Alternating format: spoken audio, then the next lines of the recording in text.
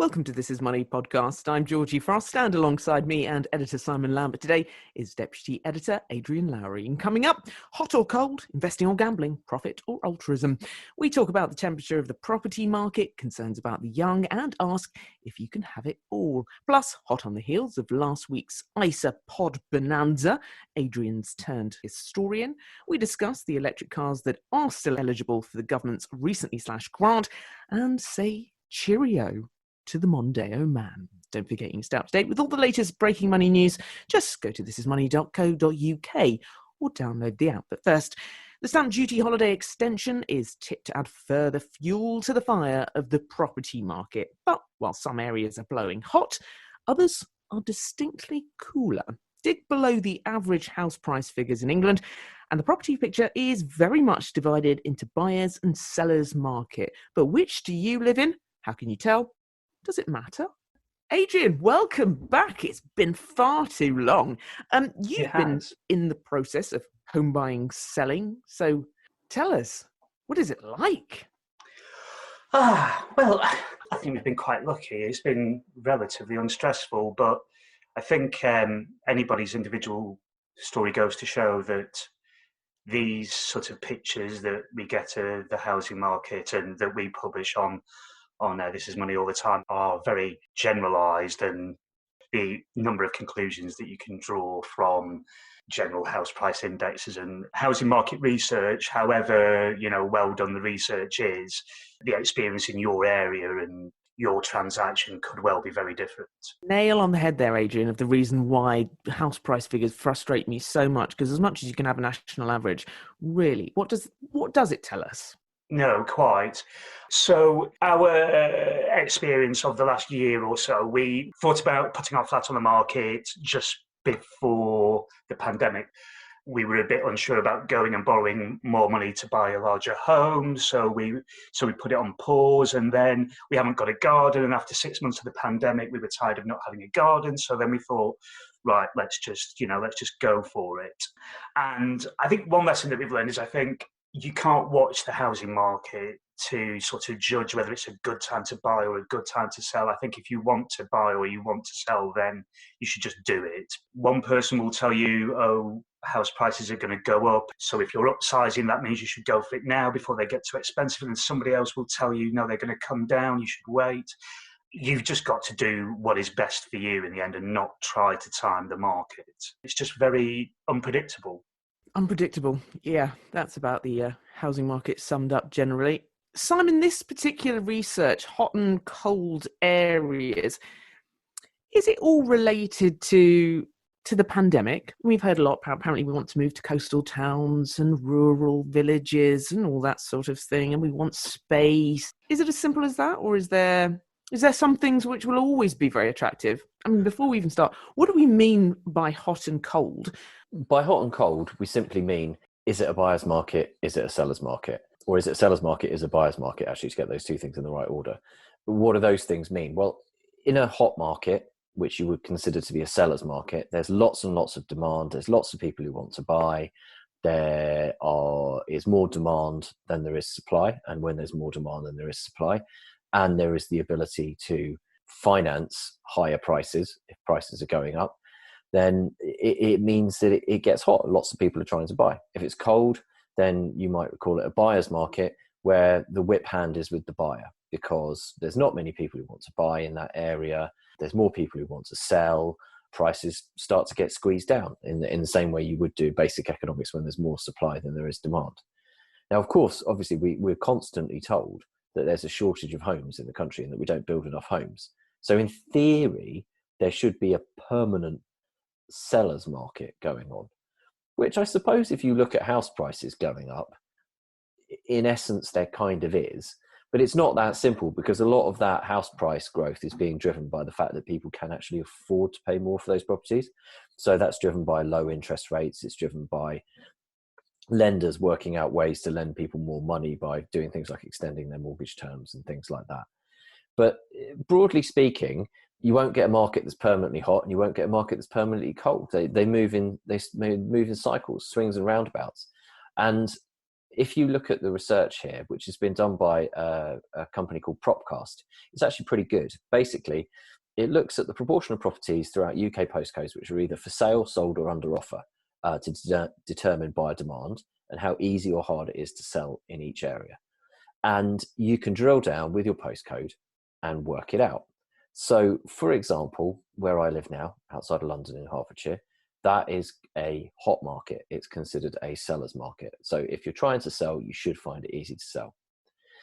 Where our offices are in Kensington, High Street Kensington, that's a cold market. You won't find it easy to sell there. And that's realistic. I mean, I think we can see that. Where I used to live in North London, it's a sort of in the middle ground market. It's sort of edging towards being a buyer's market, edging out of a seller's market and into being a buyer's market. So it's reasonably okay. And the thing is, a lot of people will actually buy and sell in the same area anyway. So this is sort of slightly irrelevant, but it does inform what you're doing, because you can think, okay, well, if I'm in a hot market, I can probably afford to price reasonably aggressively. You know, I won't have to price low to just to even get people to come around and look at my property, because that's the key thing, is you need to get people in the door first before you can even think about getting any offers. So I can maybe go with a price around what other people are asking, or maybe I might be greedy and add a little bit more on, kind of thing. But I need to accept that when I'm looking at places in the same area and making offers, I'm probably going to have to be offering close to asking price. I may even have to go above asking price. I may even end up in one of those sealed bid scenarios, which is where people can easily end up paying more than asking price. If you're in a cold market, if you're in a buyer's market, then you're going to have to realize that if you want to sell, then you're going to have to maybe lower the price a bit. Maybe you're going to have to come in 10 grand below the similar properties on the market in order to get people through the door, because people just aren't so interested. But if you're buying there as well, you know that you can make some good offers. Now, the ideal scenario is you sell in a hot market and you buy in a cold market, but it's not that simple. You can't make these things happen just by magic, and trying to time the market, as they say in investment terms, is insanely difficult, because markets have a habit of doing hugely erratic things. So to give an example, using the pandemic, and me personally, we moved home last year. We sold our flat, and we spent the whole of this year, of a year, pretty much trying to sell our flat in London, and it was the pre-Brexit year, the first pre-Brexit year, 2019, before we were kind of meant to leave. You know, the cliff edge, political, you know, all that kind of stuff. And it was tough. Like, people just weren't interested. The estate agents were saying it's not actually even the price. People are just like, they just will not commit. Nobody will commit. And we cut the price in the end. And in the end, we did get it sold. But we were getting people through the door, but we just weren't even getting offers. So the agents were saying it's not necessarily the price, because you get people through the door. People just won't commit. We then, fortunately, agreed to buy our new house right at the tail end of that. It was just after the kind of Boris bounce thing, if you remember, the very short-lived Boris bounce at the start of 2020 that quickly got sideswiped by coronavirus. But we just got in there at an okay time, so we didn't end up getting caught out.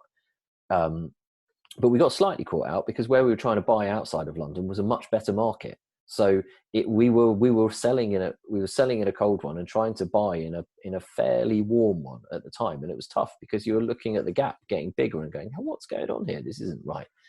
Ironically, though, that Brexit year that I'm talking about, the 2019 Brexit chaos year, actually looks pretty okay and normal and just like any other year compared to the year that we've just had. And the year that we've just had, where it became illegal to leave your house for large periods of time, it's currently illegal to go on holiday and will remain illegal to go on holiday for some time. Everybody was told to stay at home. The whole economy was shut down. All this crazy stuff happened. They've seen a mini property boom. So, you know, who would have predicted that one? You would have said it was the other way around. So it's very difficult to try to time the market. It's very difficult to try to find a time to sell in one kind of market and buy in another. And as Adrian said, I think it just comes down to like making a commitment that if you do think that you want to move, and you have genuine reasons for it, and you're not just chancing your arm, then you've just got to accept whatever market you're in, because otherwise you could spend an awful lot of time sitting on your hands and watching life go by. And actually, my wife and I were talking about this the other day, and saying that there is one advantage to selling in a market like it is at the moment in some places, where it's quite a hot market, and that is that you can actually move. So I know people, friends and relatives who've put their house on the market, had lots of people come around, got an offer, found somewhere they wanted, put in an offer. Yeah, okay, they've had to offer the asking price, or maybe a little bit more, and they've got that agreed, and they're moving. Whereas, and they've managed to do it in a matter of months, get all that stuff agreed in a matter of months, and it's all grand. Whereas when we were trying to do this in a much cooler market, where theoretically we'd be in a better position to negotiate and everything, it was really hard because we couldn't get anyone to give us an offer on ours. So therefore we couldn't get an offer accepted on another one. And there wasn't many properties coming on the market and all that kind of stuff. So there is actually something to be said for buying and selling in a seller's market, as weird as it sounds. And as much as basically you're always told that you're probably going to end up overpaying. Are we ever going to get a nice, temperate, English climate sort of housing market?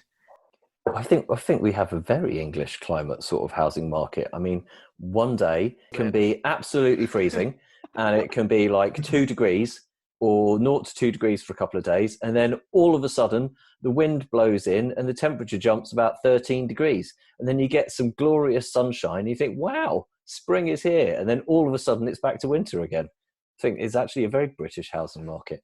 I don't know. No, not with the crazy cheap money and low interest rates and stuff bashing around, the mortgage deregulation that started in the 80s, the financialization of the housing system. I've often described Britain's housing market as like a casino, and it is.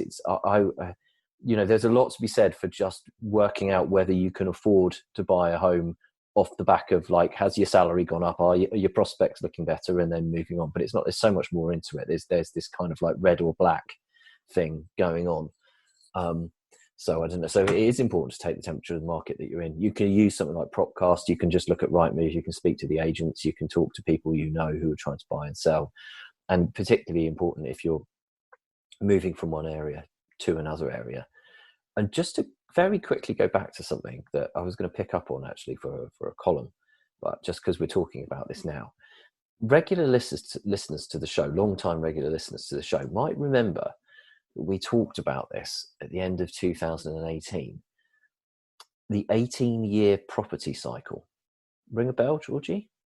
Right. So there's this theory about the property cycle moves in 18-year patterns, right? And that house prices crash every 18 years. So, and you can actually map this. It's based on this theory of this guy called Fred Harrison. You can actually map this to long-term UK house prices. So there was slumps in 1953 to 54, 71 to 72, 89 to 90. This guy, Fred Harrison, forecast in his 2005 book, Boom Bust, that another one would occur in 2007 to 2008. And look what happened there. And we had an interesting article about it at the time, back in 2007, 2008. And I picked back up on this because someone had written about it. And actually, if you map it over, it basically does this thing where the cycle runs like this. There's a crash, market takes 4 or 5 years to recover. Then it has steady growth for 6 or 7 years, gets hit by a 1 or 2 year correction. And after that, it booms for 5 or 6 years and then crashes again. So when I wrote about this at the end of 2018, we were at the small pause phase. We'd had a crash, we'd had the time to recover, which was after the financial crisis crash. We then had the steady growth for 6 or 7 years, which actually didn't look that steady. It looked pretty spectacular in some places, driven, I think, by the super cheap interest rates post-financial crash. Then gets the 1 or 2 year correction. We had that late 2018, 2019, early 2000 into early 2020. And now we should, if this theory is correct, which I'm not saying it is, I'm just saying that there's a theory, then the market's going to boom for another 5 or 6 years and then crash. So the thing to remember is people will listen to this and take what they want to take from it. Either that's absolute nonsense. That idiot's ramping the housing market. I'm going to buy because prices are going to boom for 5 or 6 years from this point on, or the market's going to crash. Yeah. I think obviously as well, it does depend how much of the value of the property you're borrowing, because, it is after all a place to live. And if you've been renting and you very much want a place to live and you're borrowing well within yourself and you're not borrowing too high a proportion of the cost of the property, then you're probably not going to fall in, even with a housing market correction, you're not going to fall in negative equity. And if you're going to be there for, 10 years or something or more, then the chances are, if there is a correction, then it'll be back up again by the time you come to sell. And if you own 50% of the property, then, it's not going to be a problem. It is an investment sort of secondarily, isn't it? And a place to live primarily. Then again, if you're borrowing 95% of it, as a lot of people are, that's a different prospect. Indeed it is. Let's move on. Young people attracted by thrill, by novelty. This is nothing new, but it could be causing them problems now and in the future. Financial Watchdog are a little bit worried by all the activity around Bitcoin, crypto, hot shares. They reckon that young people being drawn to this high-risk investing don't actually have the right knowledge. They don't really understand that there is a risk. You might lose your money, for example. 40% not viewing losing money as one of the risks of investing. Almost 2/3 admitting they couldn't afford a significant loss.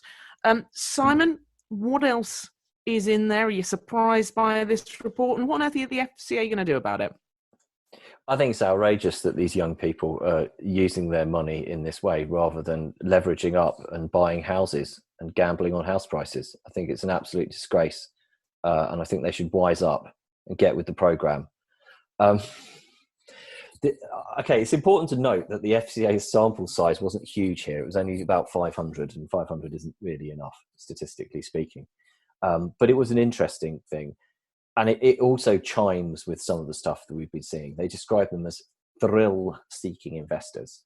And it's skewed towards people investing in crypto and Forex, foreign exchange. And they're not investing, they're trading. But it's a picture that you can overlay over some of the, the stock market thrills and spills of the past year, the Tesla share price, the GameStop saga, all of that kind of stuff.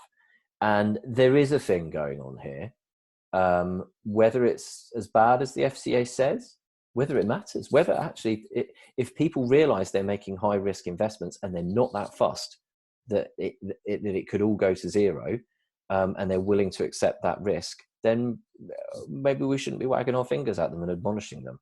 And maybe actually a big chunk of these people are far more sensible than that, and that they are actually investing. They are actually trying to build a portfolio for the future, but maybe they're just messing around with some stuff at the sides.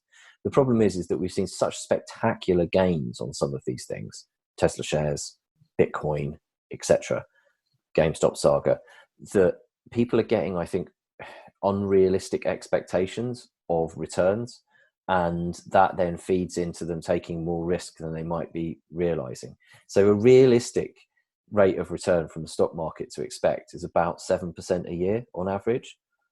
People are looking at things that have gone up 100%, a couple of 100%. In all honesty, this is a kind of problem at this point in a recovery from a stock market crash, where annual figures start to look very, very flattering if you've had a strong bounce back like we've had. There's loads of stuff that's up like 70%. It's like, wow, that's up 70%. And you know that that's because it had just crashed a year ago.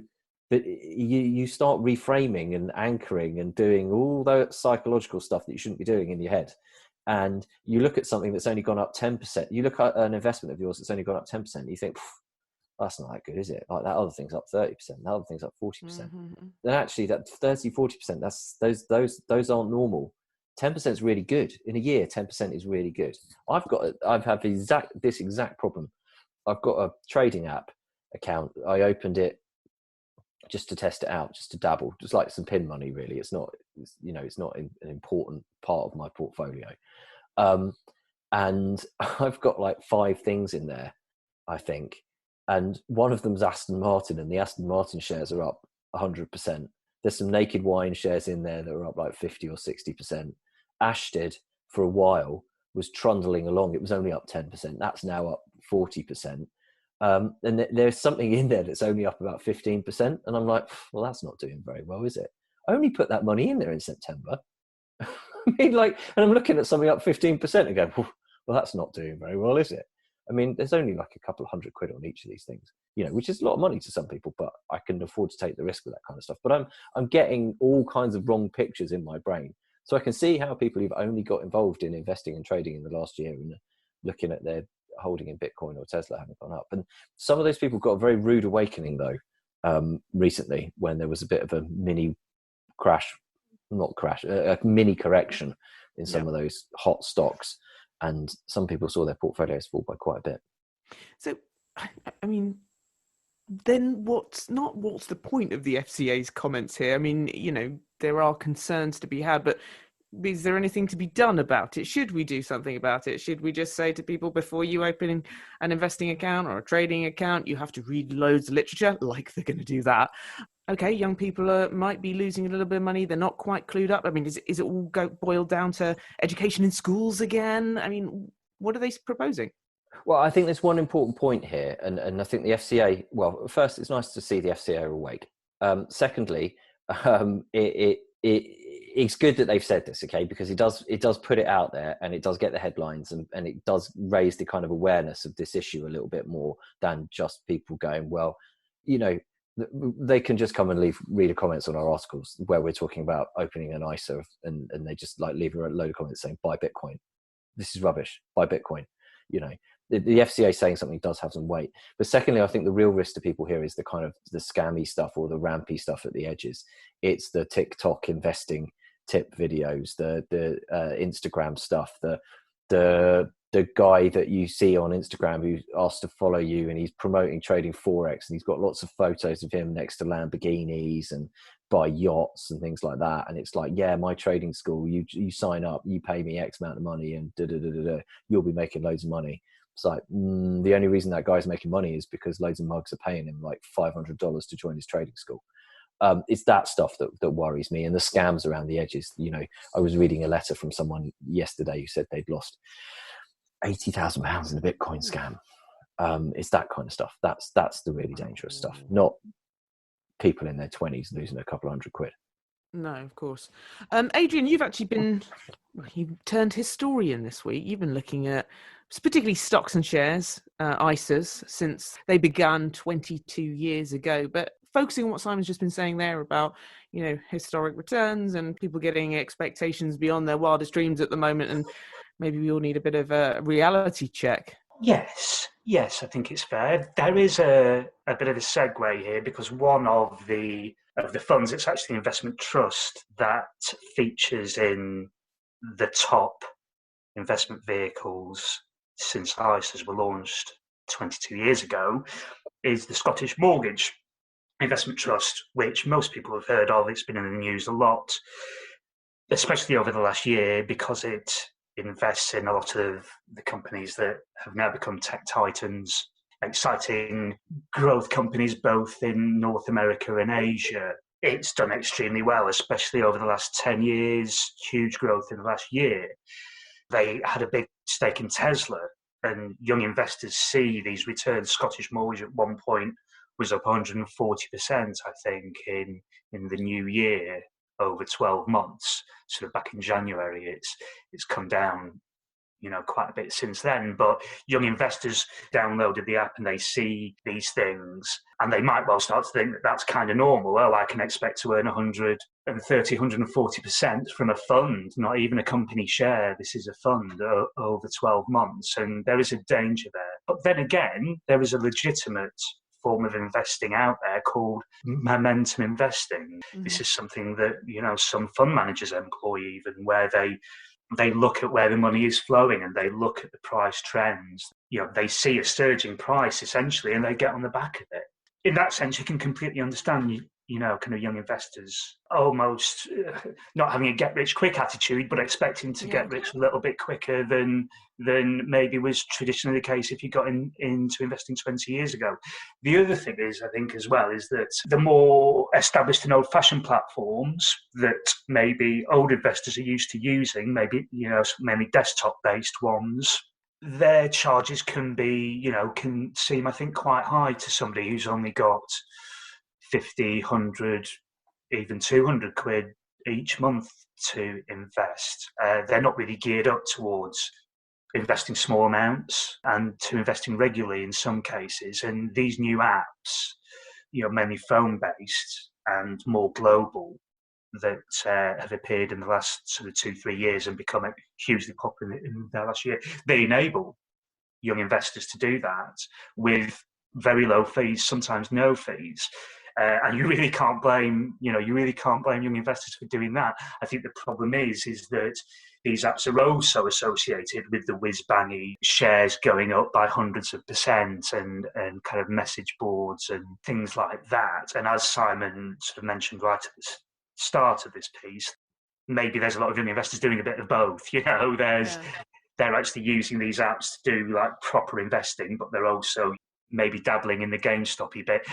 And as for dangers or otherwise in the FCA, I don't think it's a problem. It is a problem if it is in the sense of gambling being a kind of psychologically addictive problem, then yes, of course. And I can totally see how the wilder edge investing is basically gambling and can therefore have the same addictive dangers as gambling and the same consequences. And in that sense, we need to be very vigilant.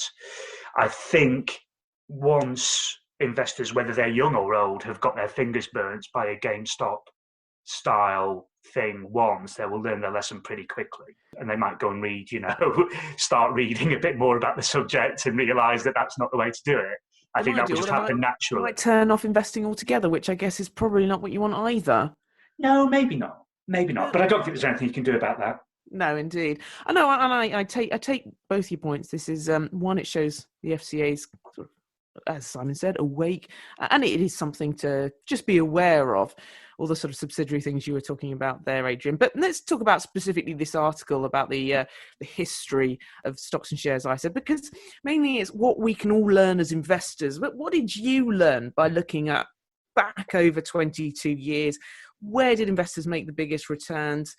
And can we take those lessons into what you call, I can't remember what the phrase you used, this kind of is almost a brave new world that we're entering into at the moment? Well, yes, I guess so. Yes, I think we can, actually. I think it is a good lesson in not reacting too much to short-term trends. So what the research found since April 1999, there are some sectors and some sorts of investments that identifiably have done very well over that period. We can judge them in terms of how much they beat world markets in general. Now, obviously, 1999 wasn't a great time to start investing, especially if you had a big lump sum and you thought, I'll stick it in the stock market in 1999, because from Christmas that year, for the next 3 years, the stock market entered a bear period and fell from the end of the dot-com boom during the late 90s and completely fell apart in the early part of 2000. So, the FTSE 100 index lost about half of its value in the 3 years after Christmas 1999. So if you put your money in the stock market previous to that, you'd be feeling pretty bruised. However, as we never tire of saying, it's a long-term game. And if you had not reacted to that crash and you kept your money in for the following 10 or 15 or 20 years, you'd have done much better. The things which over the 22 years since 1999 have done especially well are actually not what you might think. They're not the US and the tech stocks, although they do feature.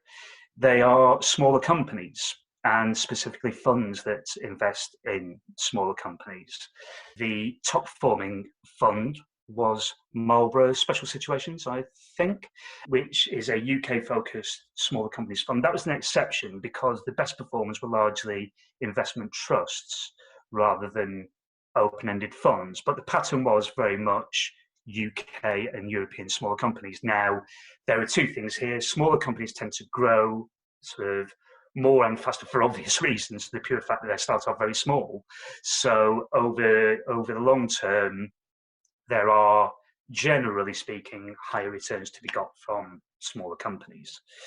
The other thing to note is that the funds or investment trusts in this cases, all of which were active, this didn't really look at sort of passive funds because they didn't sort of exist in the late 90s very much at all, is that their technique of having a fund manager that sort of picked stocks worked because the sorts of growth that they experienced, which were in the order of 2,000%, 2,500%, 3,000% even, were way ahead of all stock market indices, whether they were small cap indices and whether it was the UK indexes or the American or the Asian indexes, way ahead of the growth there. So obviously over this long period and in those sectors, the active managers did extremely well. And if you put £1,000 into the top performers in April 1999 and you still had it in there now, you have to be obviously very patient, but you would be looking at in the order of 20 odd, 30 odd £1,000 for not doing anything. The other sectors that were represented in these funds were Asia. Sure enough, Scottish Mortgage got in there in 10th place in the investment trusts. I would expect if you saw a graph, the first 10 years of that era, the first 12 years up until about 2010, it would have been pretty quiet, and the vast majority of the big growth would have been in the last 10 or maybe 12 years.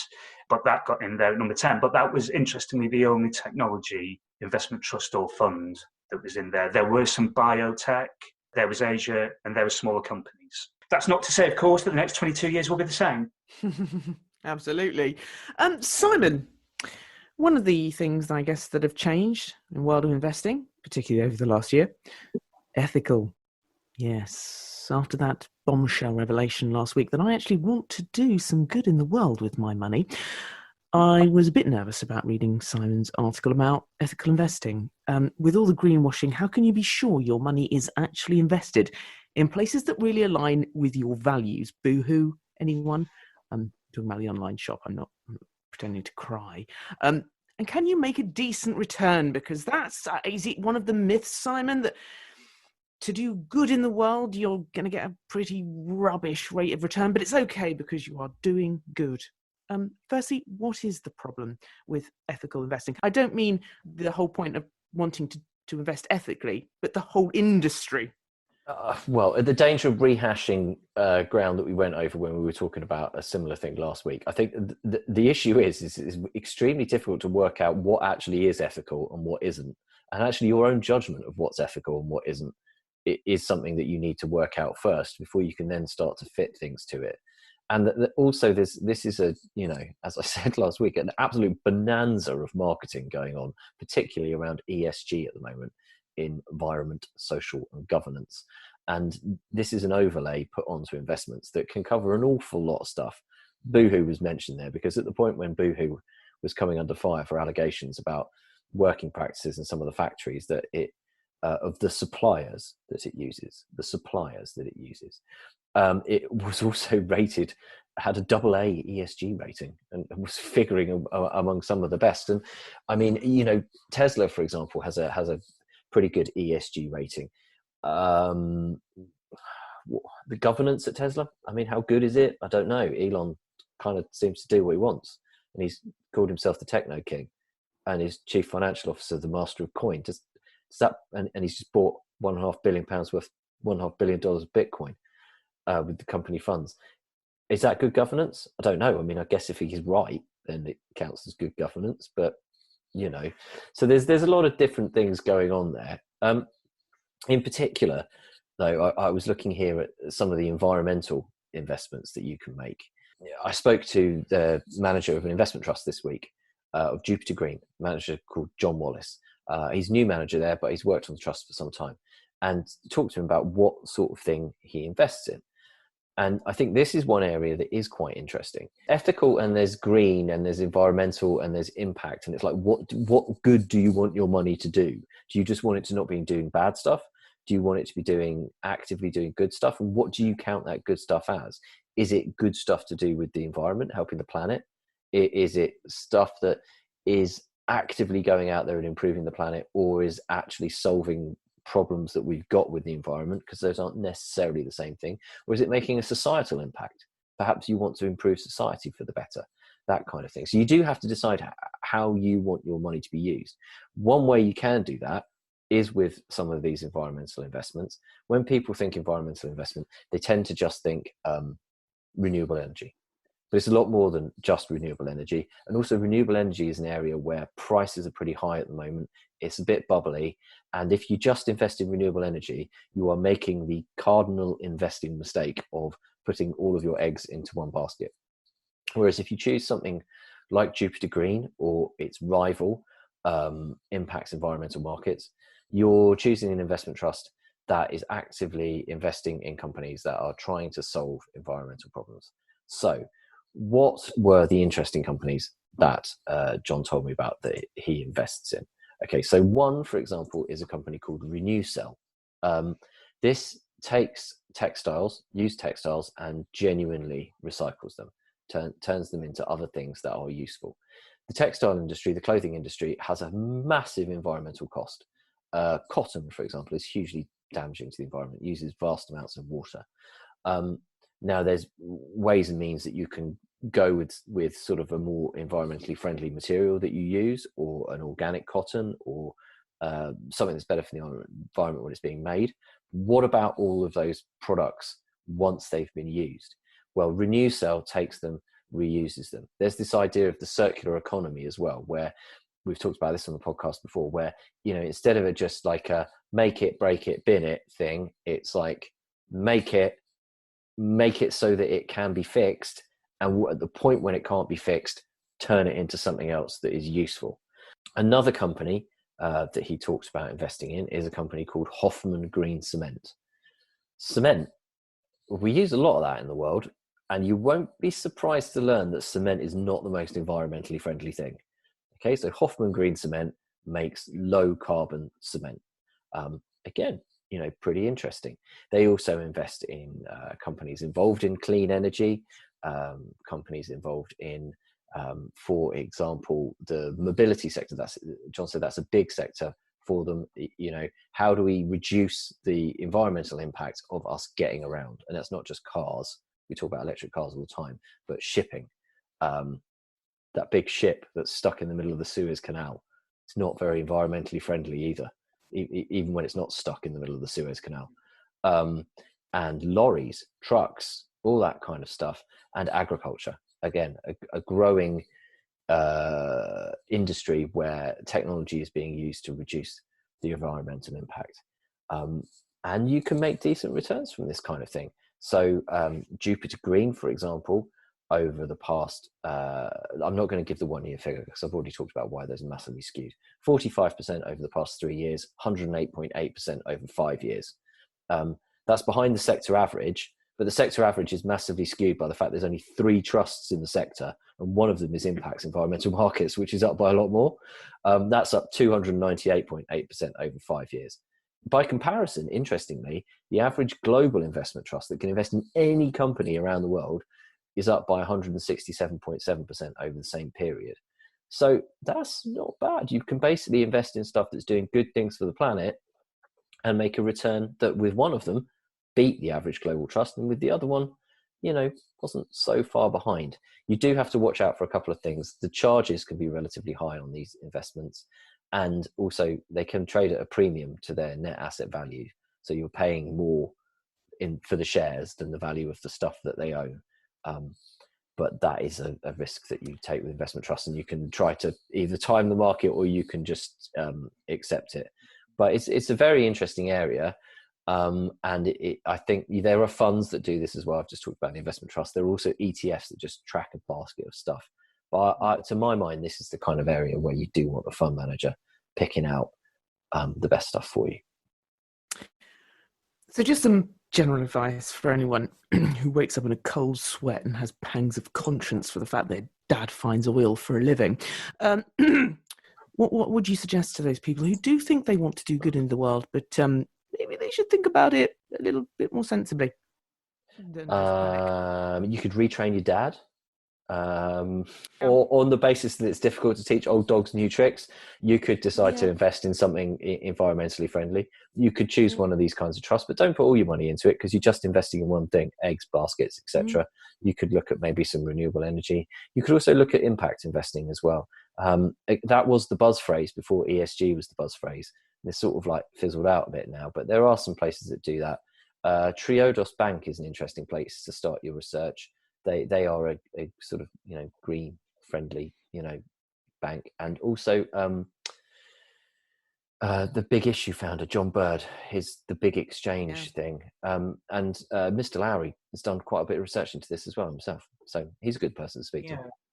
Yeah, I mean, I think it is, I mean, Simon has covered a lot of the stuff there around, it being well worth seeking out these funds and investment trusts that are actively engaged in the environmental sector, that are actually doing good, rather than funds that are just not investing in bad things. But there is a certain amount to be said for the latter. There's a lot more choice, especially in open-ended funds which are ESG labelled.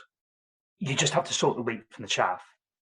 Some of them are a lot better than others, on the one hand in how well they performed, but on the other in how strict they are with their ESG criteria. So this is where you really have to do your own homework. And we're talking here about funds that are invested in all sorts of companies. They don't have to be anything to do with the environment or renewables or anything.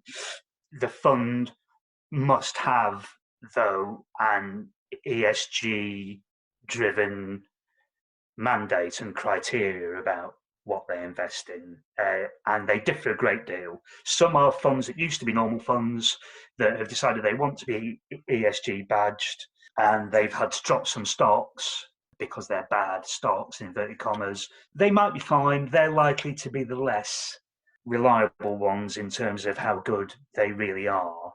More likely to fulfill your criteria are going to be ones that have launched recently with an ESG mandate, where the ESG criteria are very strict. The bars are quite high for how a company gets into that fund, and there are some of those around. You just really have to do your homework. Well, thank you very much. Maybe I should have just put all my money into, I don't know, getting a Porsche Taycan or something. Let's talk about electric cars. Bad news for those looking to buy electric. All right, I didn't do that. And love you, Dad. Bad news for those looking to buy electric cars. Government announcing this week that it won't only slash the value of taxpayer-funded grants, they've been in place since 2011, but also limit the models that are eligible for the scheme. So originally they offered up to $5,000 off the price of a new EV. Simon, what is changing? Why? And what impact will it have?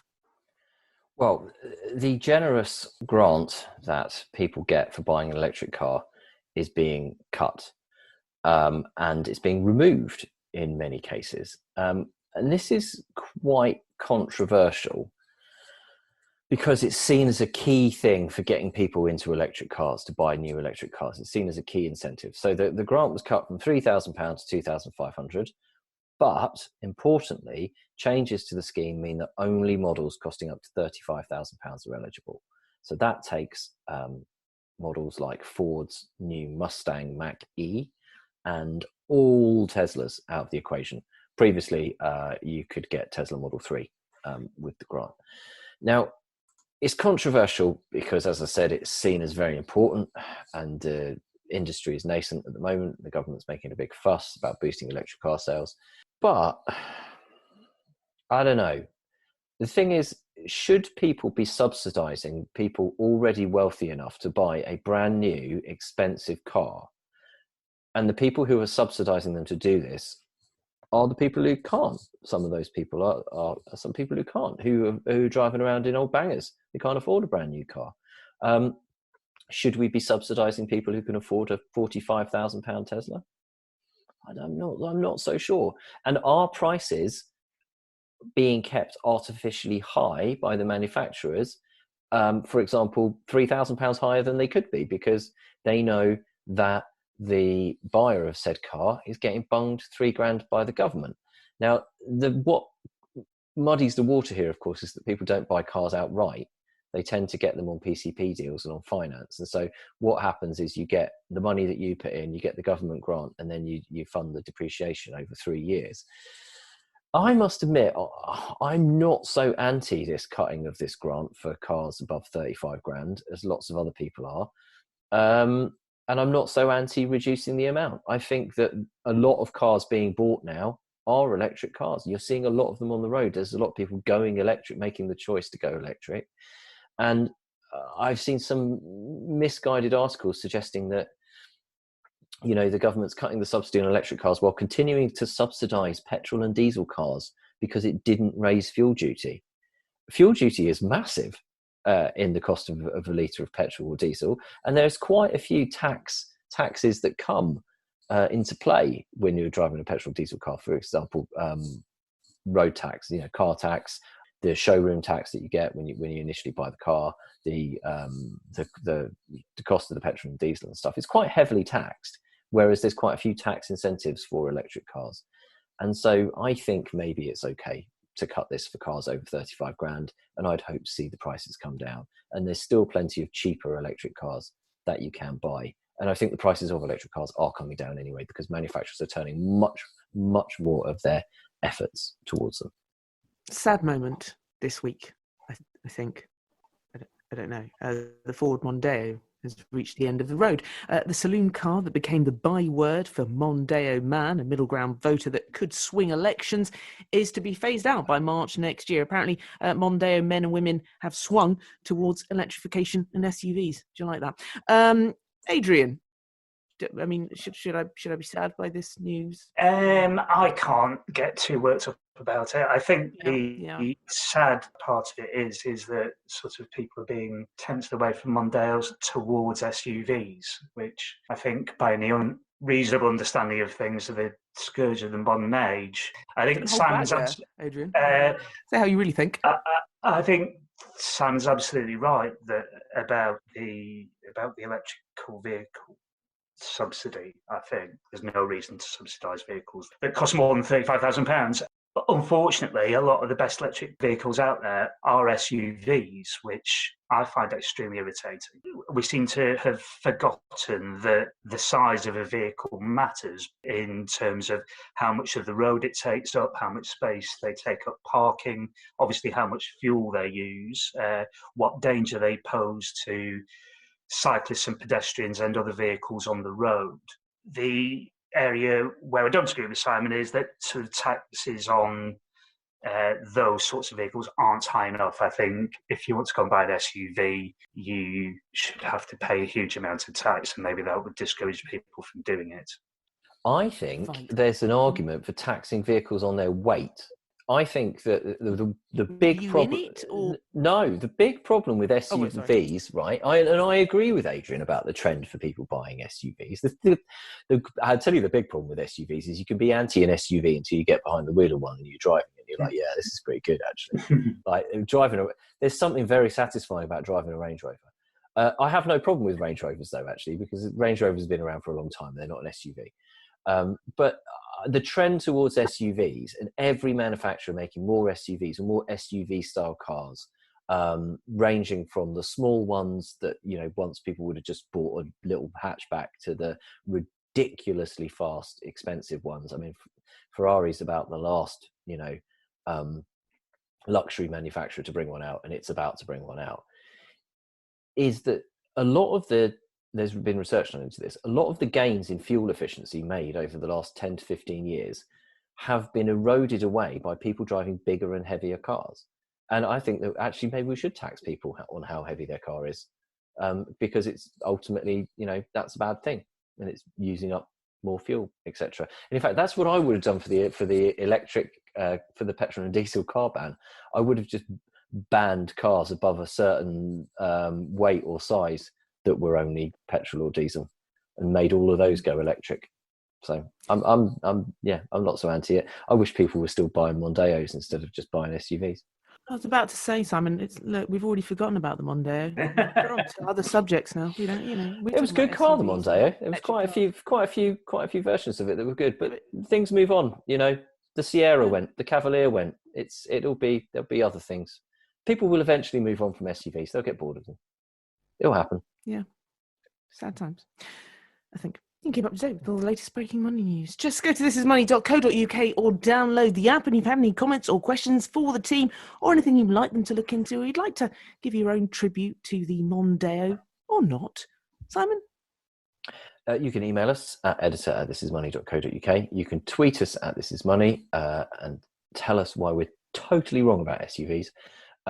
And if you want to get really angry, both me and Adrian ride bicycles. And you can come to thisismoney.co.uk/podcast to join the debate and read the comments, where you can also abuse us for being mean about SUVs and riding bicycles. I have 2 bikes and a car that's quite similar to an SUV, but I don't think it is quite an SUV. So does one balance out the other? I mean... Yeah, we'll let you off, George. Thanks. I've got 2 cars, one of which is deeply environmentally unfriendly, and are more bikes than you could shake a stick at. It's all coming out now. Coming out now. If you like our podcast, why not rate us on iTunes? It helps people find us.